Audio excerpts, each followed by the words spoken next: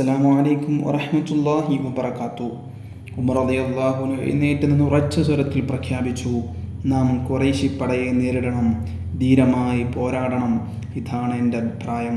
അബൂബക്കർ റളിയല്ലാഹു അൻഹുവിൻ്റെയും ഉമർ ഇബ്നുൽ ഖത്താബ് റളിയല്ലാഹു അൻഹുവിൻ്റെയും അഭിപ്രായത്തിന് ശേഷം മിഖ്ദാദ് റളിയല്ലാഹു അൻഹു പറഞ്ഞു, തീർച്ചയായും നാം ഖുറൈശികളെ നേരിടുക തന്നെ വേണം.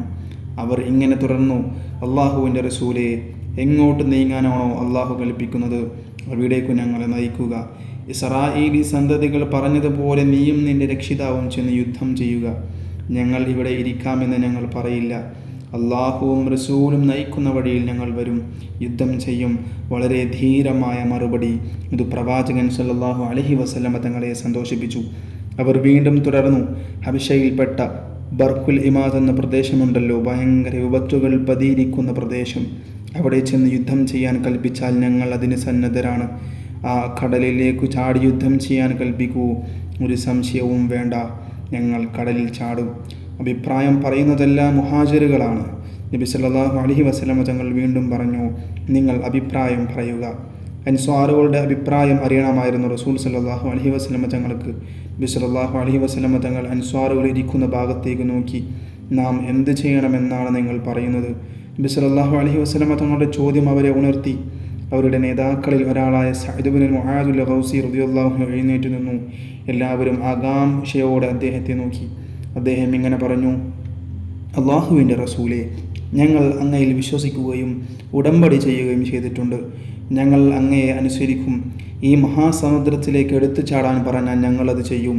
അള്ളാഹു അങ്ങോട്ട് നീങ്ങാൻ കൽപ്പിക്കുന്നുവോ അങ്ങോട്ട് നീങ്ങും. ഞങ്ങൾ പിന്മാറുകയില്ല. അങ്ങയുടെ കണ്ണുകുളിർപ്പിക്കുന്ന കാഴ്ചകൾ ഞങ്ങളിൽ നിന്നുണ്ടാവും.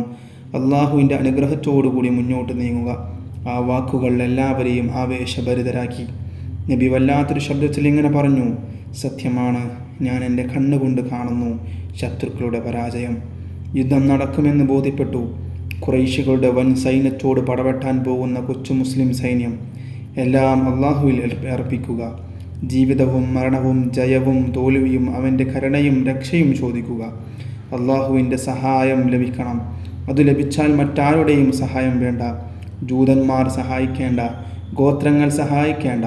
അള്ളാഹു സഹായിച്ചവരെ ആർക്കാണ് തോൽപ്പിക്കാനാവുക? നബി സല്ലല്ലാഹു അലൈഹി വസല്ലം തങ്ങൾ കൽപ്പനകളെ പൂർണ്ണമായി അനുസരിക്കുക. ആകാശത്തിന് താഴെ അതാ പോകുന്നു അനുസരണയുള്ളവരുടെ ഒരു സമൂഹം, 313 പേർ. ലോകാവസാനം വരെയുള്ളവർക്ക് അവർ മാതൃകയാണ്. 313 പേർ രണ്ട് കുതിരകളുമായിട്ടാണ് പോകുന്നത്. 100 കുതിരകളുമായി വരുന്നവരെ അവർ നേരിടും. വിശ്വാസത്തിൻ്റെ ദാർഢ്യം, ജീവിതവും മരണവും അള്ളാഹുവിന് വേണ്ടി.